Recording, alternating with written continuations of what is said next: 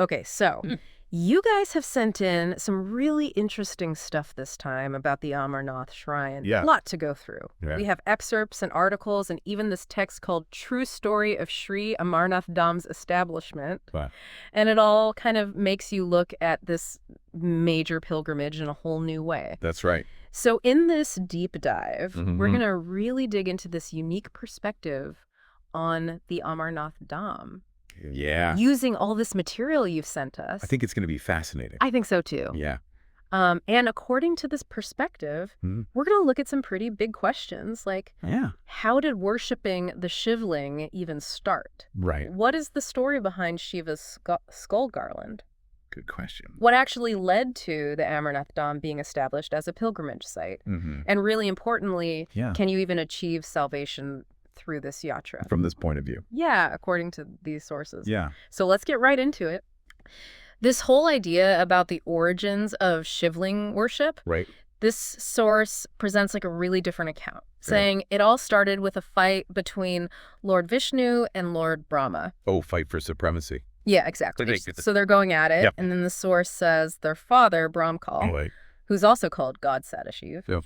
here he steps in to stop it. Settle the dispute. Right. Okay. But he does it in a really interesting way. Oh, really? How He appears as this super bright pillar of light. The pillar of light.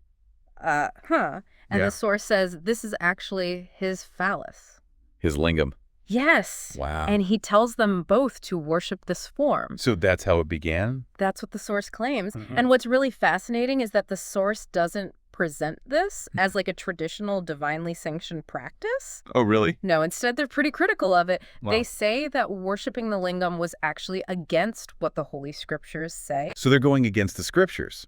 at least in their interpretation. Okay. And if we look at the bigger picture they're painting, Mm-hmm. they're basically saying Brahmkal is this figure who's trying to lead devotees astray Wow. by encouraging these arbitrary practices. Practices that don't actually lead to any real spiritual progress. Exactly. And they go so far as to call worshiping the Shivling shameless worship, Wow. saying that it keeps people stuck in the cycle of birth and death. Strong words. Oh. And they're not just throwing this out there. Right. They actually cite the Shiv Puran as evidence. Yeah, they specifically mention Vidweshwar Samhita chapter 5 Okay. and another part on page 18. So they're trying to show that this view is based on scripture. Exactly. Okay, so let's move on to another striking element that the source brings up. Okay. Shiva's garland of skulls. The Mundamala. Right. What's the deal with that, according to this text? Well, the source goes into a lot of detail here. Oh. And it ties it directly to goddess Parvati's past. Okay. They say that Parvati, Mm-hmm. as Shiva's consort, Mm-hmm. has been through 107 previous human births. 107 lives? Yeah. And in every single one of those lives, Mm-hmm. she married Shiva and then died. So every time Yeah. she dies, Yeah. and this is where it gets super interesting, Okay, I'm listening. this garland of skulls, Right. it's not just some random symbol. No. The source says it's literally made up of her skull Or actual skulls. from each of those 107 past lives And Shiva wears it. as a way of remembering her. Wow. That's, Pretty intense. yeah. That's, It's so different from how a lot of people would understand it. yeah. I mean, Usually those kinds of symbols are seen as representing deeper ideas. like philosophical concepts. Exactly. Mhm. But this source takes it very literally. Right. And they're doing that to make a point No, quite. that even gods like Shiva and Parvati Mm. aren't above birth and death. Just like us. So they're not eternal. Right. They're bound by the cycle too. Interesting. And they even cite scripture to support this. Which is scripture? The Shiv Mahapuran and Srimad Devi Bhagavad Okay. to show that Shiva himself is also subject to this cycle. So even he's not beyond it. Nope. Oh. And the source paints this really sad picture of Shiva. Mm-hmm. Each time Parvati dies, Okay. he can't prevent it. And he mourns her. Yeah, he mourns and he keeps her skulls As a reminder. as a constant reminder. And it makes you think about them differently. It does. Because we usually think of gods as being beyond suffering. Right. As being immortal. Right. But this challenges that view. It totally does. Yeah. And that brings us to Sage Narad, Okay. who the source presents as super important Uh-huh. because he kind of sets things in motion. Towards true worship. Yes. So what does Narad do? Well, the source says he shows up during Parvati's 108th birth. 108th. Yeah. Mm. And he tells her something she doesn't know. What's that? That she's been stuck in this cycle of birth and death for ages. Wow. And that Shiva has this powerful mantra, Okay. salvation mantra, that could free her from it all. But he hasn't told her. That's right. And of course, Parvati is totally shocked. Yeah. They Like, why would her own husband keep this huge secret from her? Ace. A secret that could save her. Exactly. And it's a big revelation for her to find out she's lived all these past lives. And she doesn't even remember them. Right. And Narad goes on to say that the skull garland Shiva wears is literally made up of her skulls. From her past lives. So it's like a constant reminder of her suffering. Right. Yeah.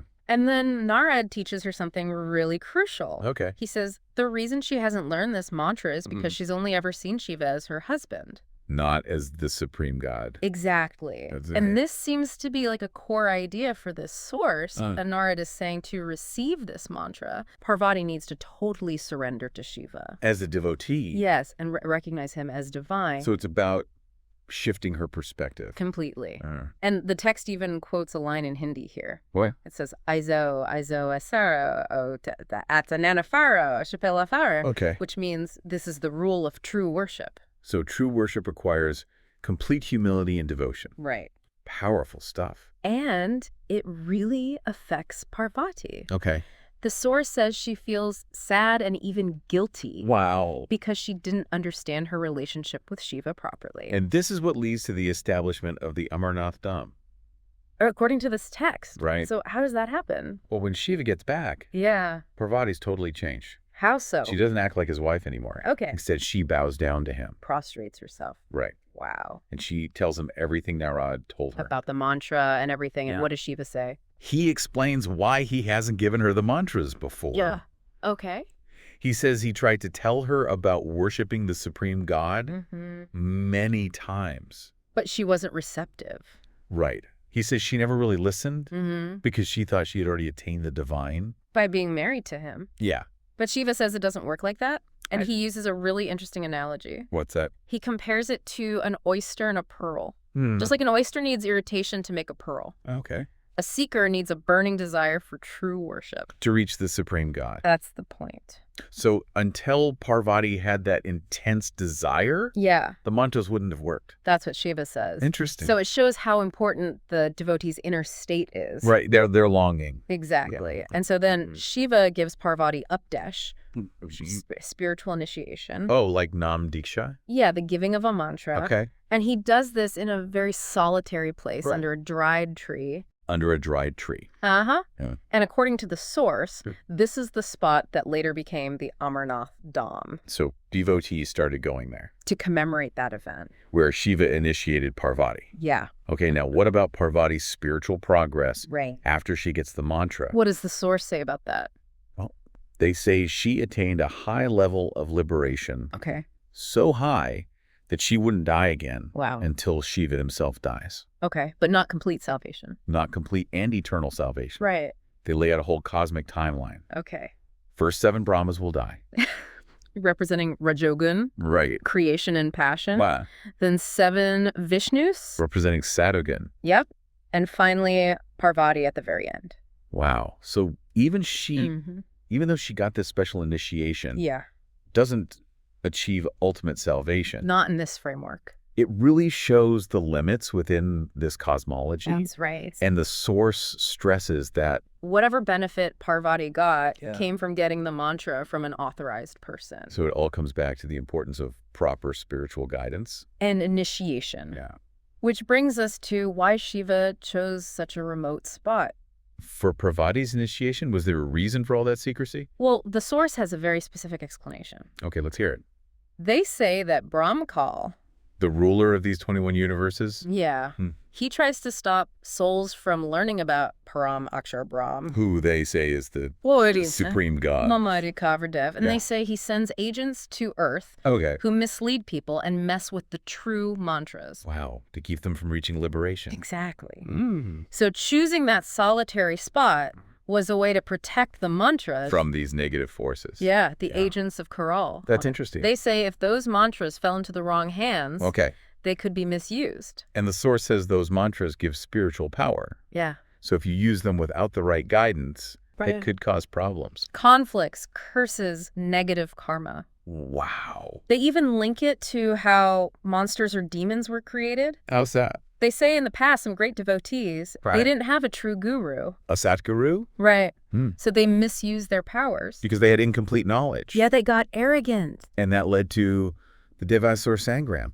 The wars between gods and demons. Wow, that's a whole other story. It is. But it shows how important it is to have the right guidance. To use those powers Yeah. responsibly. So Yeah. keeping the true mantra secret and having an authorized person give them Is crucial. to prevent that kind of misuse. To make sure people progress spiritually in the right way. Exactly. Okay, so now we come to the big question. The question of salvation. Can you achieve salvation just by visiting Amarnath? That's what the source is getting at. What do they say? And their answer is a very clear no. A firm no. Yeah. Interesting. And they use an analogy to explain it. What's the analogy? They say, going to Amarnath today is like going to a place where a saint once held a satsang. Like a spiritual gathering. Yeah. Okay. And where they made food and everything. Okay. So you might still find the ovens they use. The physical remnants. Right. But the saint's not there anymore. And the actual satsang is over. And there's no new teaching or initiation happening. Exactly. The essence is gone. That's the point. So they're saying Amarnath, Yeah. it's just a memorial site now. It's lost its spiritual power. Right. Because the events that made it sacred are in the past. And they explicitly say that visiting places like Amarnath Sure. is like seeing a memorial place. A place that doesn't actually benefit you spiritually. That's their view. And they back this up with scripture. Yeah, they refer to the Bhagavad Gita, What verses? Adhyaya 16, mantras 23 and 24. Okay. And they interpret those verses to mean that any worship not in line with the scriptures is pointless. So it won't lead to true spiritual growth. Right. And then they say that a lot of devotees today are misled by these saints and mahants and acharyas Religious leaders and teachers who don't have real spiritual knowledge. who they call devoid of Tadavajan. Yeah. So they're lacking true knowledge. And they're leading people astray. It's a pretty bold statement. It Yeah. is. Yeah. And then they talk about the tragedies that have happened during the Amarnath Yatra. Oh, the accidents and deaths? Yeah, the snowstorms, health issues, stampedes, where thousands have It's died. like heartbreaking. It is. Yeah. And they ask if this pilgrimage is so beneficial Yeah. and if Shiva is so compassionate, why wouldn't he protect these devotees? That's a tough question. It is. Yeah. And the source concludes that Right. these tragedies are a sign that Shiva himself isn't happy. With the way people are worshiping, Yeah, they say it's against the scriptures.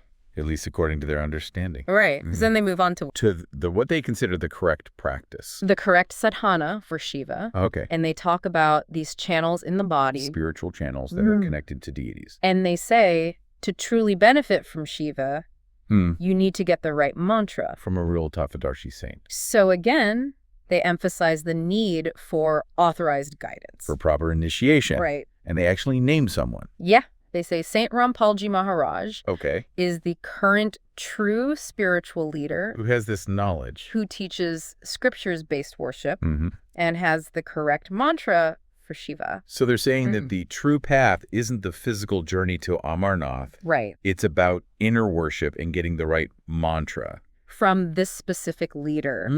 And they encourage people to learn more About what? about Om Namah Shivaya and Panchakshari mantra, Okay. probably within the teachings of this saint. Yeah, that makes sense. And then they talk about the futility of pilgrimages, Okay. and they quote Almighty Kavardov. What does he say? He says, "Christ kan ton deska sanan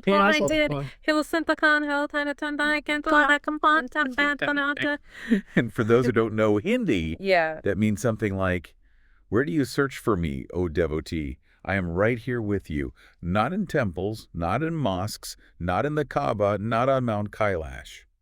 It's a powerful message It is. saying that God is within. Not in these external places. Right. Yeah. And so the source interprets this to mean that the supreme God Yeah. isn't limited to these pilgrimage sites. Like Amarnath or Kailash. or even temples and mosques. So those external visits are useless. So that's what they're saying. A waste of human life. Because they don't bring real spiritual benefit. Mm. And finally, they wrap up with Mhm. some advice for spiritual seekers.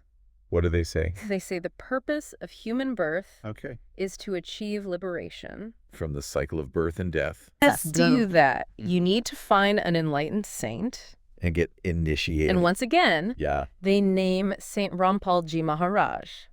As that guide. So they're really emphasizing his importance. They are. They say true worship is following his teachings. And that's the only way to return to the eternal world, Satlok.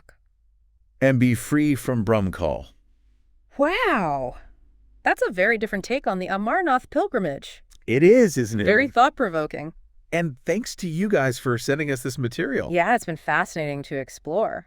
For me, the biggest takeaway was that explanation of Shiva's skull garland. Yeah, the Mindamala. How it literally shows that even the gods are bound by this cycle. It really challenges our usual ideas about them. It does. Yeah. And for me, the analogy of the abandoned satsang place was so powerful. It really drives home the point. That without the right practice, an initiation, just going to Amarnath doesn't do anything. It's like the essence is gone. It's just an empty shell.